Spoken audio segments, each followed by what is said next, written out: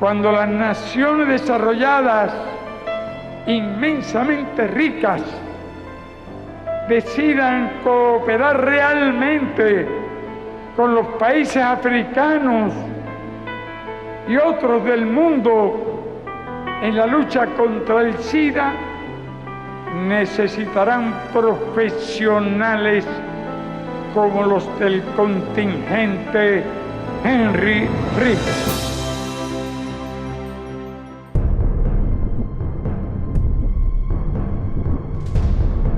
Ébola.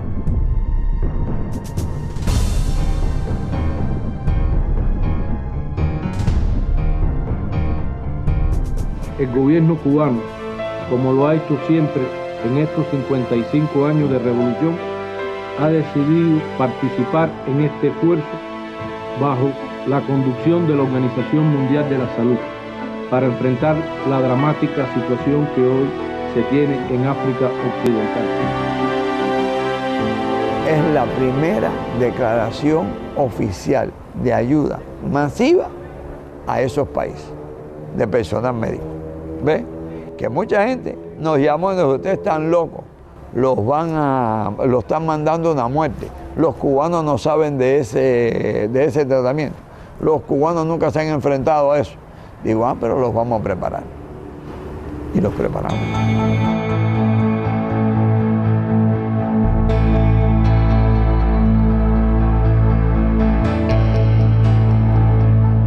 Lo que predominó fue sencillamente el humanismo, la disposición, los principios en los que hemos estado educados. Creo que es lo fundamental de lo que se puso de manifiesto para formar esta brigada. Porque nadie, ninguno de los que fuimos, habíamos visto nunca un paciente de ébola. Yo pienso que era un desafío y que era una respuesta que estaba dando la Revolución Cubana y que nosotros teníamos que ser parte de esa respuesta. Muchas personas nos dijeron, ustedes están locos, ustedes no piensan en sus hijos. Y yo decía, ¿cómo es posible que es difícil? Era muy duro, porque yo decía, personas que te querían, que quizás lo hacían sin pensar o se expresaban de una forma con falta de conocimiento en muchos momentos. Y yo decía para dentro de mí, pero caballeros, si no somos nosotros, ¿quiénes lo van a hacer?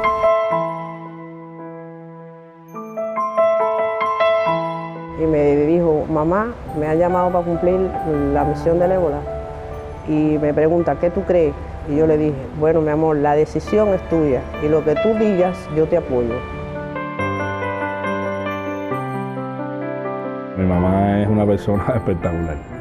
Mi mamá es fuerza, mi mamá es coraje, mi mamá es todo para nosotros. Nosotros somos 3 varones y mi mamá ha sido nuestro pilar para todos estos tipos de situaciones duras. Ella siempre nos ha dado la seguridad y siempre nos ha dado la fuerza para seguir, para tomar la decisión correcta. No es casualidad que el secretario general de Naciones Unidas haya decidido llamar no solo a los países que habían sido los colonizadores de los países afectados, Gran Bretaña, Francia, Estados Unidos, sino que a Cuba. Y la razón principal es una presencia constante desde hace mucho tiempo, hoy en el orden médico, antes en otros campos, particularmente durante lo que fue la lucha de descolonización de varios países de África, y ese contexto histórico, esa relación profunda entre África y Cuba, expresada hoy día en una presencia constante y cotidiana por la salud de los africanos que demuestra Cuba con su presencia en los diferentes países, fue la principal razón. Mi papá también brindó misiones también internacionalistas en otros lugares y de hecho murió una vez. Él nunca dijo que no tampoco a ningún reto de este tipo, siendo médico, porque de hecho era médico también, especialista en medicina interna, que murió en una misión siendo el médico del presidente Zamora Machel junto con otros compañeros cubanos. Y entonces para nosotros es una cosa, un privilegio seguir el ejemplo de mi papá en este caso. Yo lo primero que dije fue que sí, que yo estaba dispuesto, pero que como había regresado recientemente de una misión, yo quería consultar con mi familia, con mis 3 hijos y mi esposa. Por supuesto, los 3 me dijeron que sí. Omar siempre ha dicho que sí, siempre ha sido decidido, siempre ha sido valiente. Mientras más difíciles son las misiones, más rápido puedes contar con él. Y ese es el hombre del que yo me enamoré, el que siempre dice que sí. Nosotros llevamos a Cuba entera en el hombro, en nuestros hombros. Llegó un momento en que sentíamos hasta ese peso. Porque es que si te equivocabas, se estaba equivocando Cuba. Y no queríamos que eso pasara.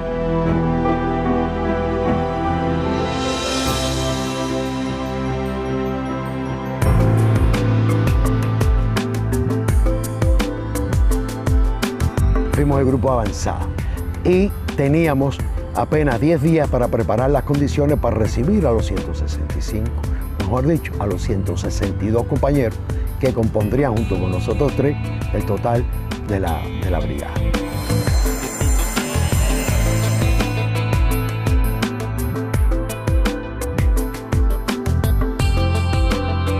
La preparación allá fue muy importante para preservarnos y para cumplirlo.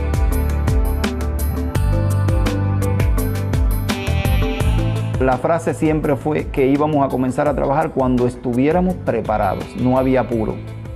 Si la epidemia estaba, y es verdad que estaba cobrando vida, pero no podíamos ir a aportar la nuestra, teníamos que ir a salvar las otras. Y ya a partir del día 3, día siguiente, de octubre del 2014, empezamos todo el proceso de entrenamiento.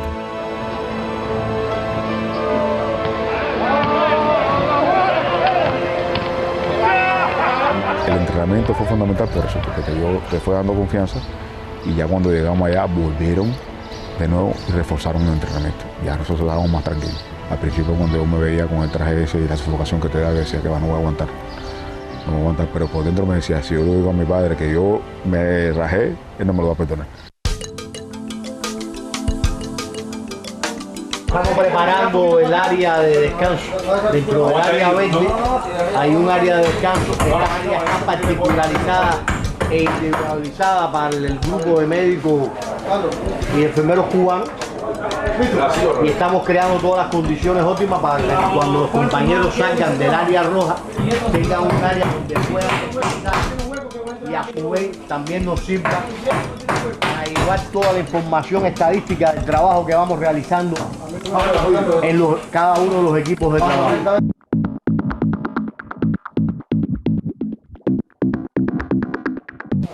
Felipe Delgado, del Pinucú. Ay, nuestro amigo Eric.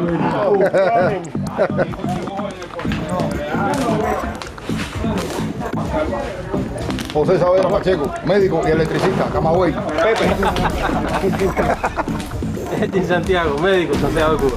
Y soldador. Ojalá y les llegue bien. Un saludo a toda mi gente de Cuba, el Piche. Inicialmente fuimos una avanzada, que fue la jefatura de la brigada, y salimos con la primera brigada que salió el día 1 de octubre de Sierra Leona. Cuando entramos a la unidad, la mortalidad era altísima, la letalidad y la mortalidad eran altísimas, sobre el 98%.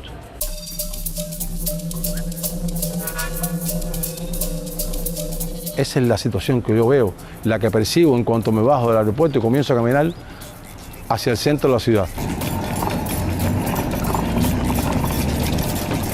Centro de la ciudad, con un poquito más de desarrollo, con luz eléctrica, no sé qué, pero en cuanto sales 2 cuadras hacia la periferia, te das cuenta que estás en lugares donde no hay calle, donde no hay luz eléctrica, donde no hay hospitales, donde no hay escuelas, donde no hay casi nada, y donde además había un pueblo muy asustado ante una epidemia que estaba matando cientos de personas por día. El primer día recibimos 10 pacientes. 10 pacientes de ébola que todos eran de una misma familia. Una familia de 10 personas, donde solo se salvaron 2. Cuando nosotros llegamos a Sierra Leona, que comenzamos a visitar el centro de tratamiento, veíamos que aquello era un almacén. Era un almacén de enfermos. Teníamos, como decimos, la muerte en las manos.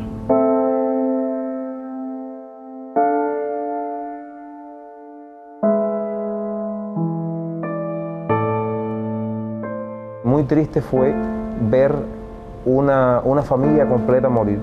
La familia Bangura, nunca la olvidaremos. Fueron cayendo uno a uno todos los miembros de la familia, eran 8 niños y la mamá y el papá.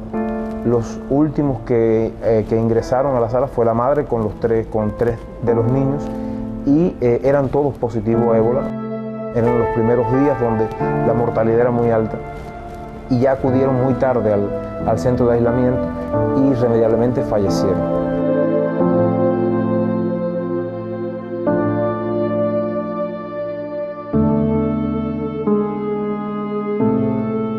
Ver desaparecer esa familia completa fue muy doloroso para nosotros y en ocasiones sentirnos impotentes de no poder hacer un poco más por ellos, pues ya estaban en un estadio muy avanzado de la enfermedad.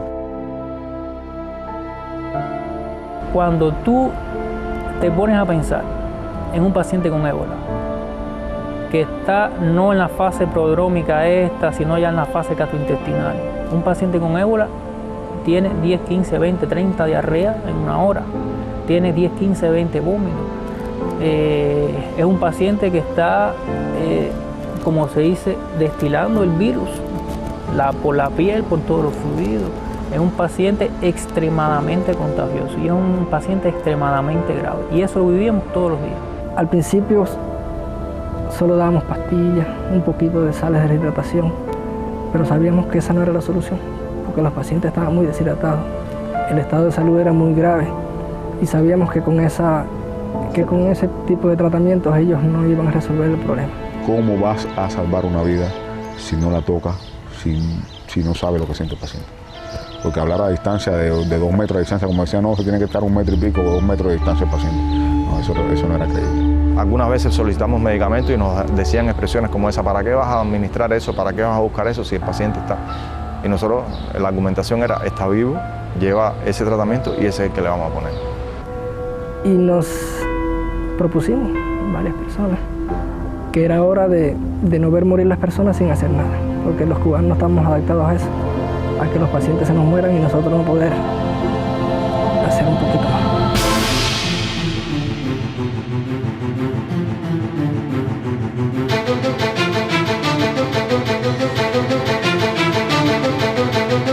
La política que existía hasta que nosotros llegamos era hidratar a ese paciente por vía oral. Pero el personal médico cubano estableció, cuando vimos que se nos iban la gente, se morían, que podíamos utilizar la vía endovenosa, y nosotros tomamos la decisión de utilizar la vía endovenosa. Estábamos enfrente de una enfermedad que no conocíamos bien cómo manejarla, y en ese sentido se tomaron todas las precauciones posibles y tiene que ver con eso las recomendaciones que se hicieron en un inicio.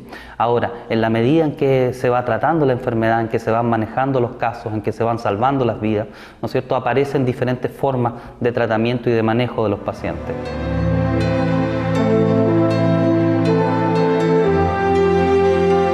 El personal de enfermería cubano y el personal médico se unieron en uno. Los enfermeros cubanos me mostraron ahí, lo han demostrado en otros lugares, pero yo creo que ahí se crecieron ante las dificultades.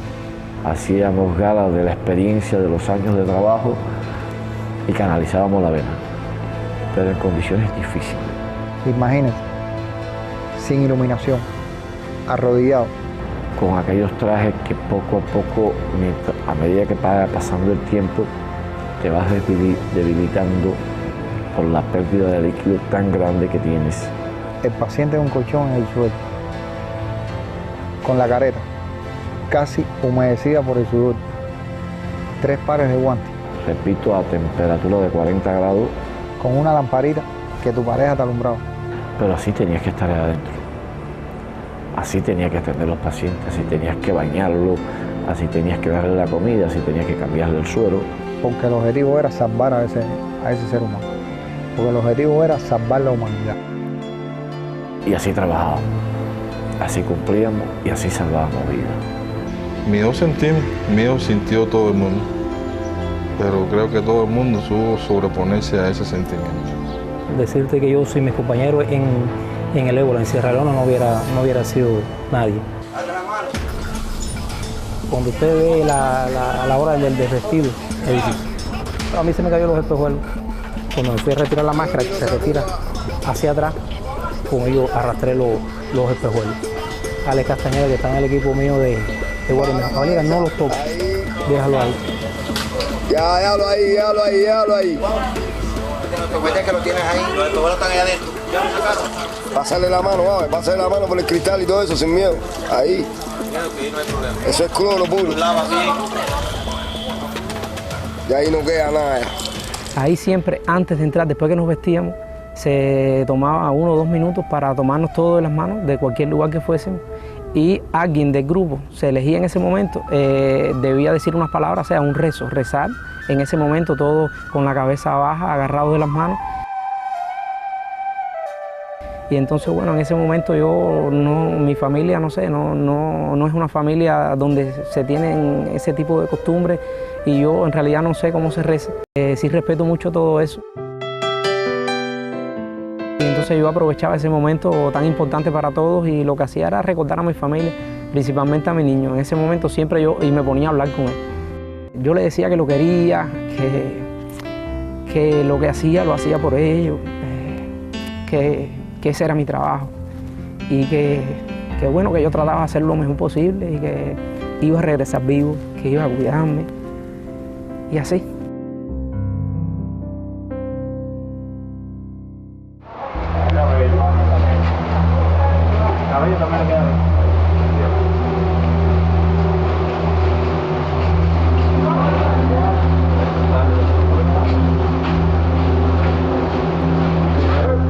Había que hacer cualquier cosa que se te presentara, tenías que atender a un paciente convulsionando que se caía de la cama y tenías que prestarle atención en el piso, canalizarle la vena, pasarle el medicamento y subirlo para arriba de la cama y seguir con la atención y cargar. Tenías que hacer cualquier situación, tenías que estar preparado para enfrentar cualquier situación cuando estabas dentro de la zona roja. A mí me dicen, Ale, están los hermanitos, mira a ver qué puedes hacer por el niño. Porque el niño ya está muy grave. Está muy grave, no hemos podido hacer nada por él, a pesar de los medicamentos que se le ha puesto. Mira qué ustedes pueden hacer. Y yo, bueno, yo voy a hacer todo lo posible. Aquí en Cuba, tú no ves a los niños morirse así. Y entonces miro al Lepe, a mi compañero, que había entrado conmigo a valorar los casos. Nos miramos y le caímos arriba. Le caímos arriba al niño. Y ahí empezamos a darle masaje ahí y a tratar de que saliera del paro. Pero al final no salió. Falleció. Los momentos de muerte de los niños para nosotros fue muy impactante. Para mí como pediatra, pero para los demás compañeros también.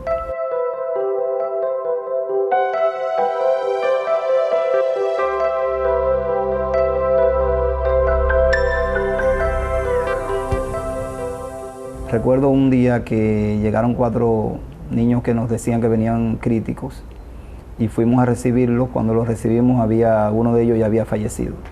Y entonces decidimos atender los otros 3, lo llevamos a su cama, lo atendimos. A los 3 minutos quizás de estar atendiendo el primer niño también falleció. Ese momento fue difícil porque yo me disponía a atender los otros 2 que quedaban vivos. Y le pedí a un compañero mío el contenedor para depositar los residuos, las jeringuillas, las agujas que utilizábamos. Y cuando miré no estaba, me asombré que se había movido y cuando miré hacia el pasillo lateral estaba recostado y estaba llorando. Realmente estaba llorando como un niño y yo no le podía ver los ojos, las lágrimas por lo que tenía el traje, pero sí podía oír que estaba sollozando. Y entonces Lo que se me ocurrió en ese momento no fue ponerme a llorar con él. En ese momento le dije una frase fuerte que incluía mala palabra y le dije que teníamos que salvar los otros. Y él titubeó en un minuto, pero se reincorporó. Inmediatamente le canalizamos vena a los otros dos, los asistimos y los egresamos como supervivientes.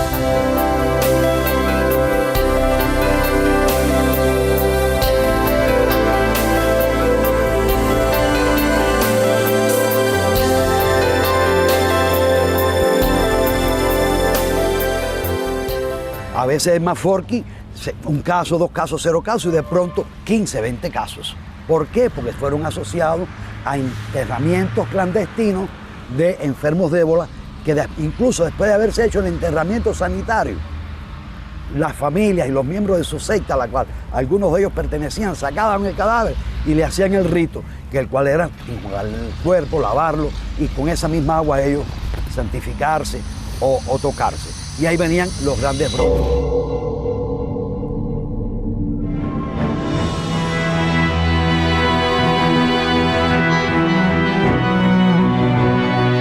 Y se realizaron 3 jornadas científicas, que eran una especie de balance del trabajo, y fue un momento realmente importante porque se analizó desde el punto de vista asistencial lo que se había hecho, los logros, las deficiencias y los conocimientos, por supuesto, muy someramente, pero los conocimientos desde el punto de vista científico que habíamos adquirido en el transcurso de todos esos meses de trabajo con los pacientes con ébola.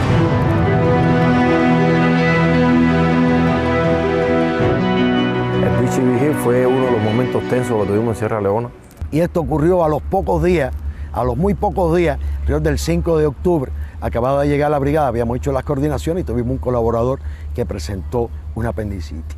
Una ONG italiana, Emergency, tiene un hospital creado en Sierra Leona hace más de 15 años y ese fue nuestra base hospitalaria para la atención al personal médico cubano. Y siento que me aprietan la mano y quien está al lado mío es Omar Segura, el anestesiólogo. Y me está mirando ahí, firme. Y yo lo miro, levanto la mano, tengo puesto suero y me toco la barriga y siento el parche. Y va, todo salió bien. Pero como más seguro en la mano. Y yo me sentía súper seguro que se lo dije en ese momento. Después, para mí despertarme y verte fue fenomenal, porque se mantuvo ahí conmigo todo el tiempo.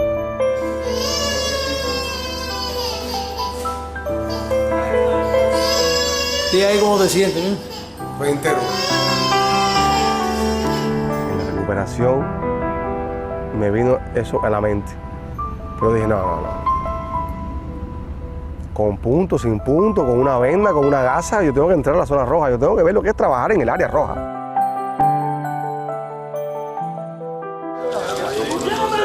El doctor Ilioni y el doctor Juan Andrés hicieron el primer parto de una embarazada con ébola en el centro de tratamiento de Adra. Fue un parto muy trabajoso por todas las medidas de bioseguridad que había que tener, duró más de 8 horas. Y lo que más nos impactó a todos nosotros es que ellos no permitieron que se relevaran. O sea, que ellos entraban y salían y se volvían a cambiar de ropa por el tiempo que habían estado con el traje, que era bastante caluroso, pero nunca permitieron que nadie lo relevara. El único obstetra que había era yo, y el único que me podía asistir era Elioni, que era cirujano, por el conocimiento de algunas cosas, de algunos procederes que había que realizar. ¿Quiénes eran los más indicados a que entraran? Él y yo, y entramos, y si teníamos que haber entrado más veces entramos. De la que embarazada salió de su parto, salió del proceso, más adelante falleció también por mismas complicaciones del ébola, lamentablemente. Pero todo lo relacionado con el parto, con el alumbramiento, nosotros lo asumimos y me parece que fue una experiencia única, por lo menos en Sierra Leona. Mirando para atrás y recordando en aquel momento, pienso que hicimos simplemente lo que teníamos que hacer. Lo hubiéramos hecho, y si ahora hoy lo teníamos que hacer nuevamente, lo volvemos a hacer, porque el problema es que somos médicos y el médico asume esos retos. independientemente de lo que tú tengas delante.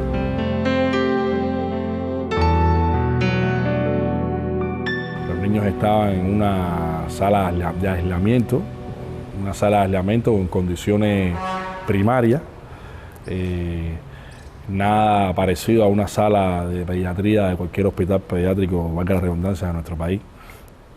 Y los niños ahí no tenían acompañantes. Ahí los niños se alimentaban con los esfuerzos de todos nosotros, se bañaban cuando nosotros lo hacíamos, se cambiaban los culeros de los niños pequeños cuando nosotros lo hacíamos. Es decir que fuera del tratamiento específico de la enfermedad, todos estos cuidados médicos y cuidados de familia, el amor de familia, el amor de la madre y el padre, lo que lo brindaban eran los integrantes de la Brigada Médica Cubana. Betty, beso, beso. Osa. Y sí, beso, beso, beso. Ah, cebón. Chifla, chifla ahí.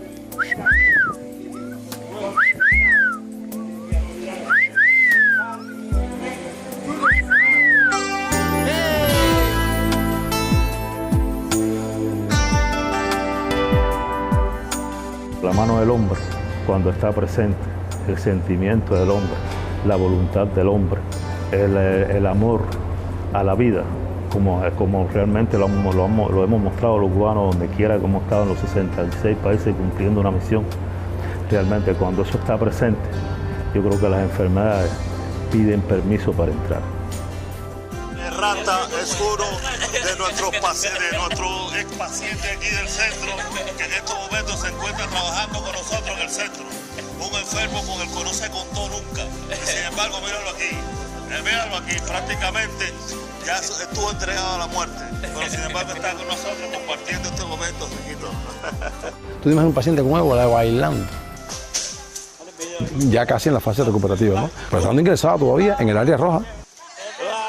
1, 2 y 3, que paso machete, que paso machete, que paso machete. 1, 2 y 3, que paso machete, que paso machete, que paso machete. El doctor Félix Báez, doctor Luis Escalona y el doctor Felipe Delgado, donde van precisamente a por loco a realizar una evaluación de ese centro. Y es allí donde Félix comienza con los síntomas. Y es allí donde el doctor Felipe y el doctor Luis Escalona actúan y lo trasladan hacia el hospital de Querrintao para su diagnóstico y tratamiento.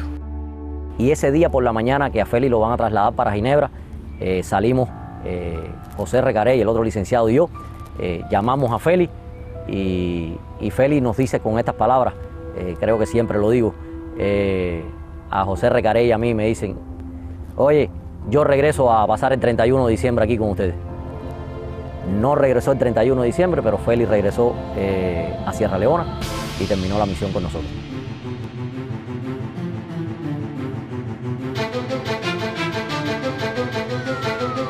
Lo meten en la ambulancia llega al Hospital General de Ginebra y lo entran por los elevadores y lo llevan ya al piso donde estaba la terapia intensiva y donde estaba el equipo médico, que estaba compuesto por 109 personas, ¿ves?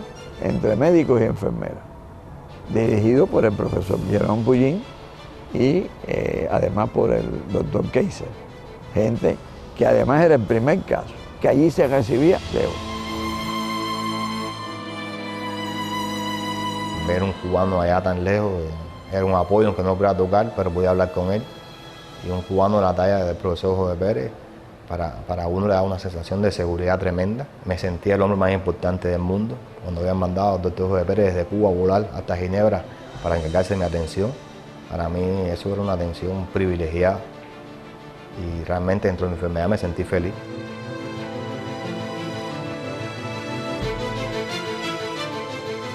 Realmente yo estaba viviendo eso por segunda vez en ese año. El niño pequeño de nosotros, 6 meses antes, había hecho un cuadro de encefalitis igual. 2 días en coma, y es como si ya yo estuviese viviendo eso. Y yo dije, bueno, el niño de nosotros pequeño lo rebasó, lo mismo va a suceder con el padre, no tiene por qué ser diferente. Y yo siempre he dicho que independientemente que uno sea médico, cuando el pensamiento de uno es positivo, eso ayuda mucho a la recuperación de un paciente. Y así fue. Siempre me mantuve positiva, muy calmada, y bueno, esos fueron los resultados.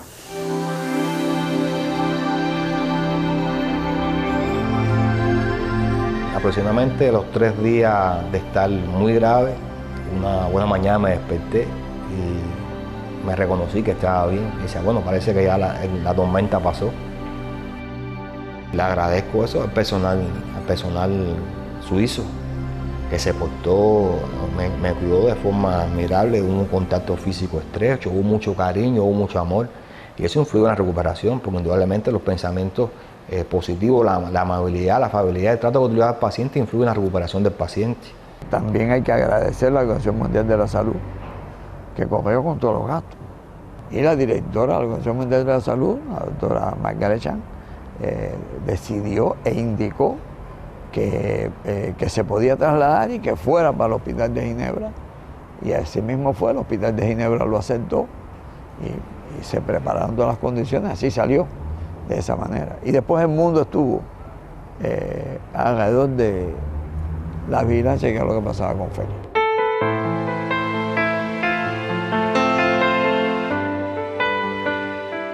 Recuerdo un titular que decía 11 millones de cubanos esperan a la cabecera de una cama, a mí eso no se me olvida. Y esa enfermedad sirvió para despertar conciencia alrededor de todo el mundo, de que no con cubanos están enfermos, sino de que había cientos de cubanos jugándose la vida en África, tratando de salvar, aunque sea un paciente de ébola, 2 pacientes, lo que se puedan salvar. Una vida salvada era muy importante, y si era un niño, más todavía.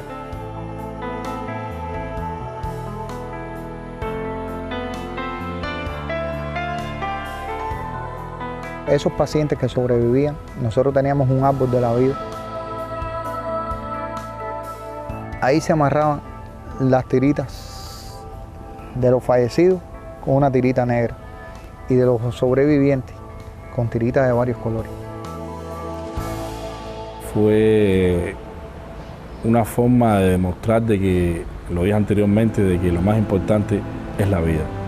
Lo más importante es que las personas se unan para juntas resolver cualquier situación, por más difícil que sea.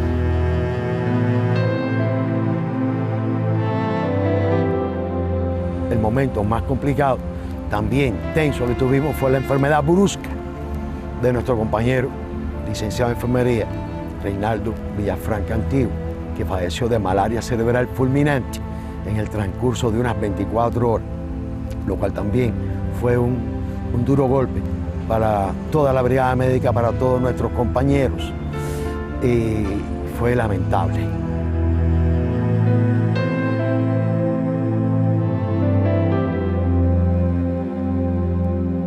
A José Juan lo conocí en Cuba, no lo conocía, en la preparación, en el IPK. Y me lo presentaron entonces como el económico de la brigada, ¿no? Un hombre de casi 60 años, cumplió 60 años 3 días antes de fallecer, 23 de octubre. Y un día después de haber llegado a la brigada. Tuvo toda la atención del mundo, pero sin embargo tuvo una evolución. El paludismo se sabe que es una enfermedad que mata en África más gente que el ébola. Pero todo fue muy rápido. Tuvimos todo el apoyo de las autoridades del gobierno, tuvimos todo el apoyo de todo el mundo, pero lamentablemente su estado de salud no se le pasó. Eso, para nosotros que lo conocíamos durante casi un mes, viviendo al lado de él todos los días, fue muy duro. Pero si para nosotros fue duro, más duro fue para la brigada, que apenas llegaba 24 horas de arribar de Cuba y ya tenía ingresado en terapia intensiva a un colaborador.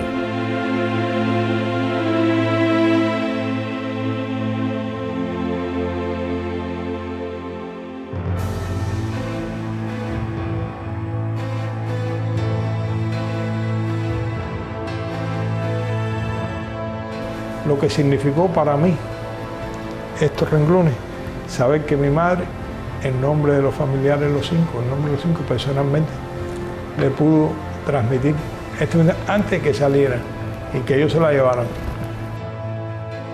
cuando esa señora comenzó a hablar. ¿Quién no lloró? Y estaban todos ahí muy emocionados, una carta que nos acompañó, que regresó con nosotros y que ahí está, y que eso es un tesoro. Lo hacen por convicción, lo hacen por sentido del deber, lo hacen porque lo hacen y lo hacen, como dicen ellos, sin pensarlo mucho. Ellos lo ven como una tarea más y punto. Yo por lo menos yo no lo creo, ¿entiendes? Yo héroe, nada, héroe ellos, héroe. Yo estaba cumpliendo con mi deber, con lo que me tocaba en mi momento.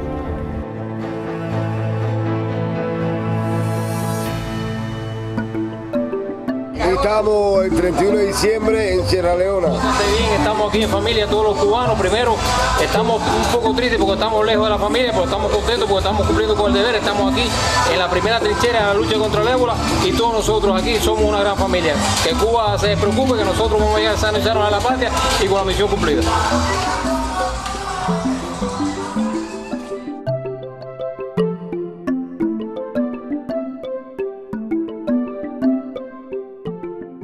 Y con el esfuerzo, el trabajo de nuestro personal médico en la localidad en base a los pacientes que recibíamos, cuántos sobrevivían y cuántos morían, se logró reducir hasta el 30 al 38%. Se logró reducir la mortalidad. ¿Por qué? Lamentablemente, muchas personas llegaban tardíamente a los centros de tratamiento de ébola. La letalidad de un 98% que era inicialmente, llegó a ser de un 48%, o sea, bajó a menos de la mitad.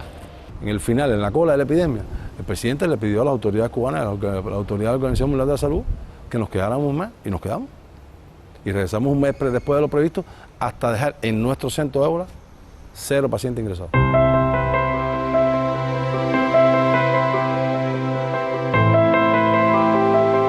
Es humanismo, es sencillez, es altruismo, es desinterés, es la capacidad que tuvimos para dejar atrás a nuestros seres queridos, sabiendo incluso que la posibilidad de no regresar era real. Eso es imborrable. Sucedió algo trágico, ¿no? Cuando yo salí para allá, sin saber, mi esposa quedó embarazada y tuvo un embarazo gemelar. La decisión casi se tomó de inmediato, es decir, de que íbamos a que ese embarazo, tratar de que tuviera un feliz término, pero no fue. Nada, son cosas que pasan, ¿no? Pero bueno. Fue un golpe desde el punto de vista psicológico muy fuerte para los dos. Es un momento que es de la pareja. Aunque esté toda la familia, aunque estén todos los amigos, aunque estén todos los compañeros, ese momento es de los dos. Ese momento no es de más nadie. Y no estaba. Y yo tenía que tratar que él no se diera cuenta de que era imprescindible en ese momento. El tercer día después de que pasó eso, yo levanté el teléfono y lo llamé y le dije, hoy te llamo yo para que sepas que estoy bien. Me tocará nuevamente quedarme en esa retaguardia que es tan importante, ayudarlo y apoyarlo. Y eso forma parte de lo que queremos construir. Queremos construir no solo una familia, sino también queremos construir una vida en común. Dicen que detrás de un gran hombre siempre hay una gran mujer y detrás de una gran mujer siempre hay un gran hombre. Bueno, pues eso será la tarea que nos tocará. Mis hijos son mi vida. Yo pienso que todo lo que hago lo hago por ellos. Y sobre todo porque el ejemplo que quiero darles es que se conviertan en hombres de bien. Y ese es el ejemplo que le doy todos los días, de botica a botica, conversando con ellos, demostrándoselo con hechos. Y este fue uno de los hechos que yo creo que más pueden influir en su formación. Yo veo a papá como un héroe, lo veo como una persona sobrenatural, un ejemplo a seguir a cualquier persona en este país y en el mundo.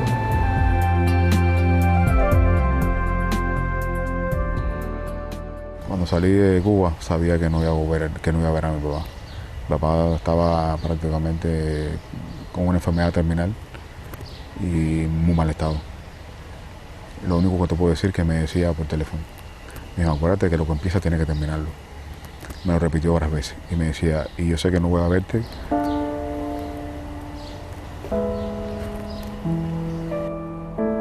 Imagínate, me faltaba un día nada más de la cuarentena y me faltaba un día y me llegó la noticia de fallecimiento de mi padre.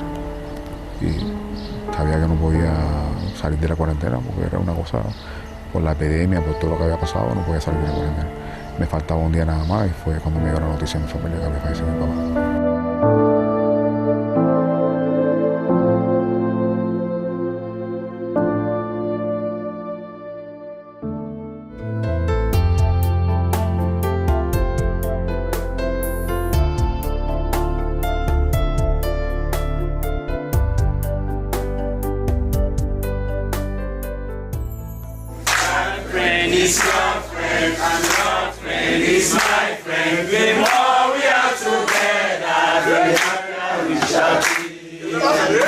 La despedida fue muy emotiva.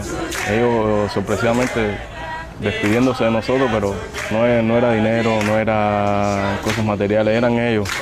Su cuerpo, su corazón, era el que estaba ahí con nosotros despidiendo.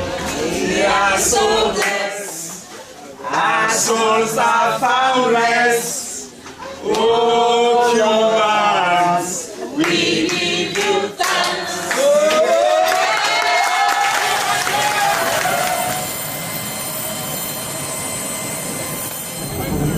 Vamos, acelera. Vamos.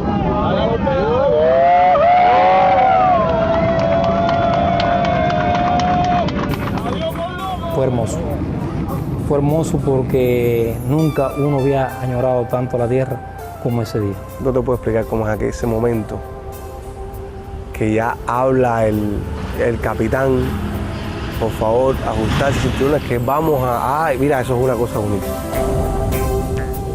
Y aterrizamos.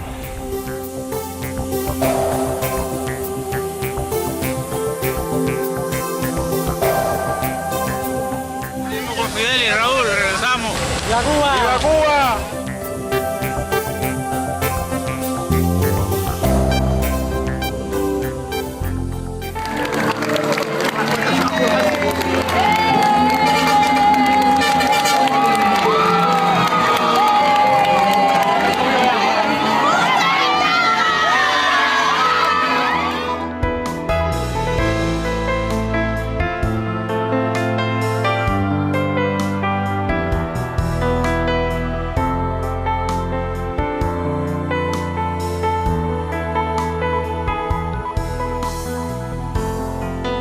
Todo lo que Cuba hizo allí fue voluntario, todo. Los servicios y los médicos Cuba no los cobró. Y a ellos se les dio un estipendio que era el que daba la Organización Mundial de la Salud. ¿Ves? Y con ese estipendio ellos pagaban el desayuno, el almuerzo, la comida y el hotel. Fíjate si no hay egoísmo y hay desprendimiento, ¿lo entiendes? Y hay un espíritu que está inculcado por el comandante en jefe, porque eso no tiene comparación en la historia con nada. ¿Ves? Ese altruismo también tan grande que tiene Fidel, que nada es de él, ¿ves? Y que es capaz precisamente de ayudar a los demás y compartir lo poco que nosotros tenemos, no la riqueza, no lo que nos sobra, sino lo que tenemos. Y entonces ellos fueron a compartir eso, lo que tenían, sus vidas.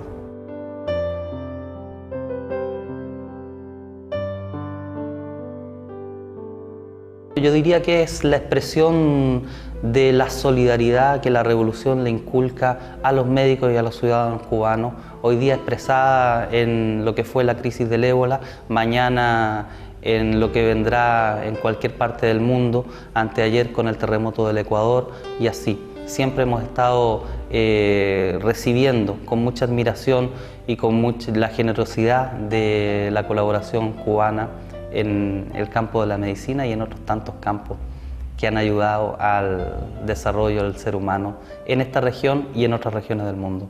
Sí, después del ébola tuve el honor de cumplir otra misión.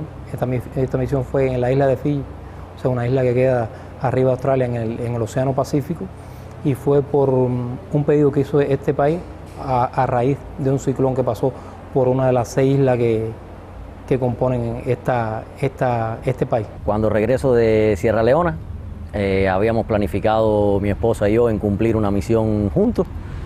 Así hicimos los trámites y felizmente llega la misión. Le llega la misión a ella, su primera misión, está en Guatemala hoy en día.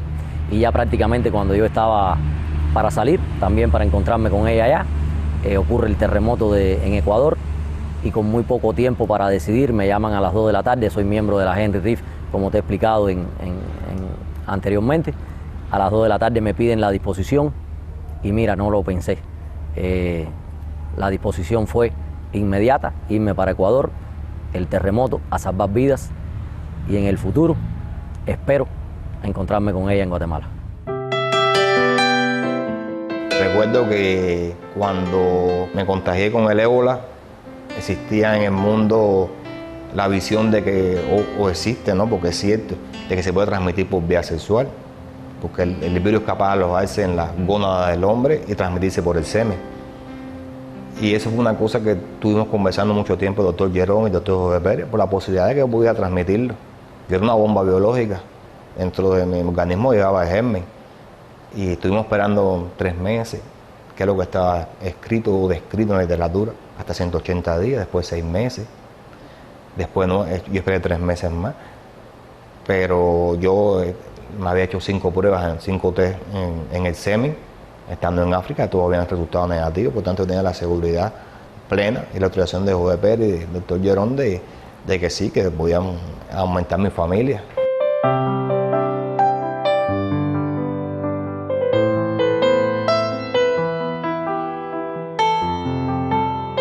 Aprovechando esta segunda oportunidad que me ha dado la vida, ya nosotros habíamos planificado tener otro bebé y me llegó ahora la satisfacción de que voy a tener una bebé, una hembra.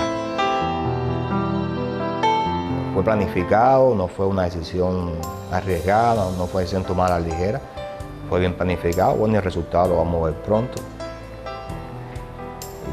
Y estoy esperando esa alegría rápidamente ya. ¿Cómo se llama la niña? La niña se llama María Fernanda y es otro motivo más de felicidad, otra razón para vivir.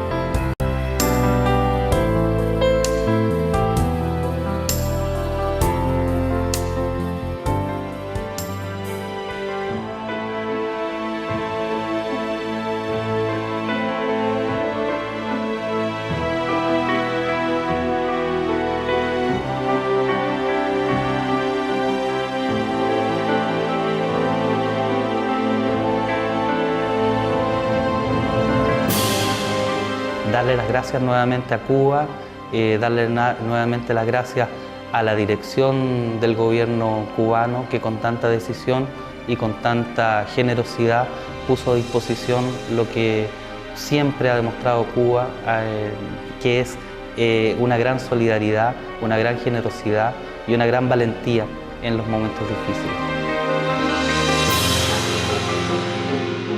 Sin Fidel esto no hubiera sido posible, porque él se dio cuenta desde los primeros años de la revolución que los médicos nunca van a sobrar, que los médicos son necesarios en cualquier parte del mundo y que los médicos están para ayudar a todos.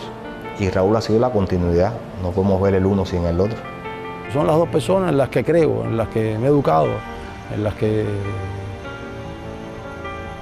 tengo absoluta fe, diría yo, porque han demostrado que desde muy niño su único sentido de la vida ha sido Cuba.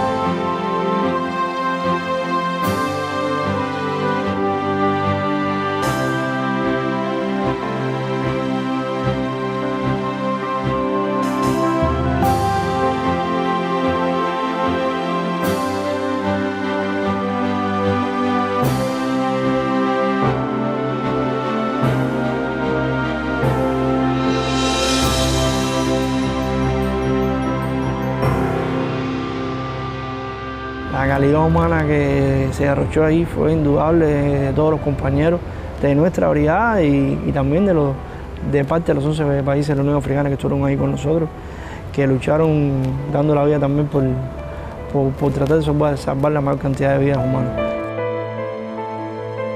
Es una misión que nos ha marcado a todos. Primero, no somos hermanos de sangre, pero sí somos hermanos de la vida y de la muerte.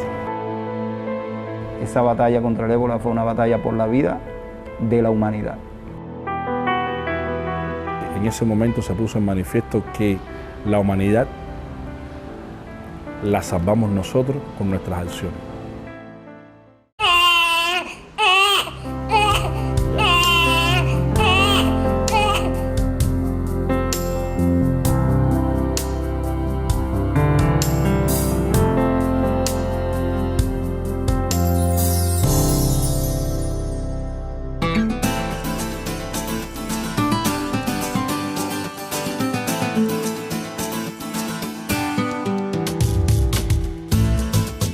Rostro de la historia que perece ante las garras del impío devenir.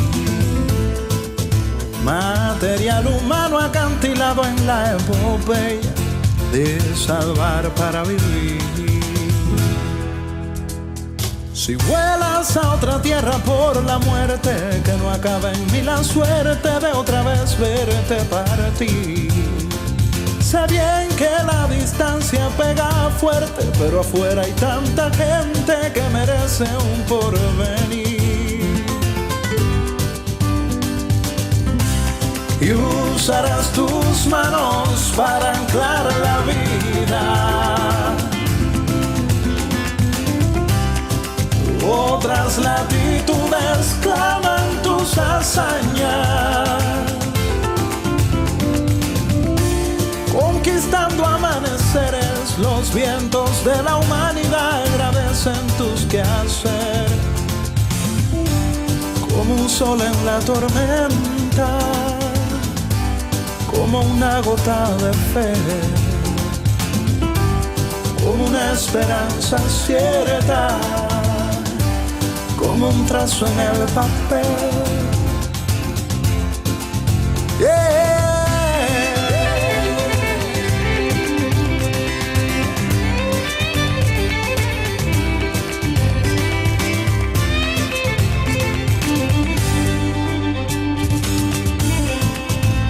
Mérito de tanta negación en cuerpo y alma, altruismo a flor de piel.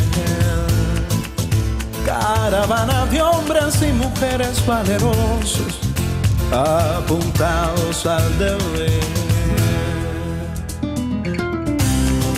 Y usarás tus manos para anclar la vida. Otras latitudes claman tus hazañas. Conquistando amaneceres, los vientos de la humanidad agradecen tus quehaceres. Como un sol en la tormenta, como una gota de fe, como una esperanza cierta, como un trazo en el papel. Yeah, yeah. Y usarás tus manos para anclar la vida. Otras latitudes claman tus hazañas. Como un sol en la tormenta, como una gota de fe, como una esperanza cierta, como un trazo en el papel. Yeah.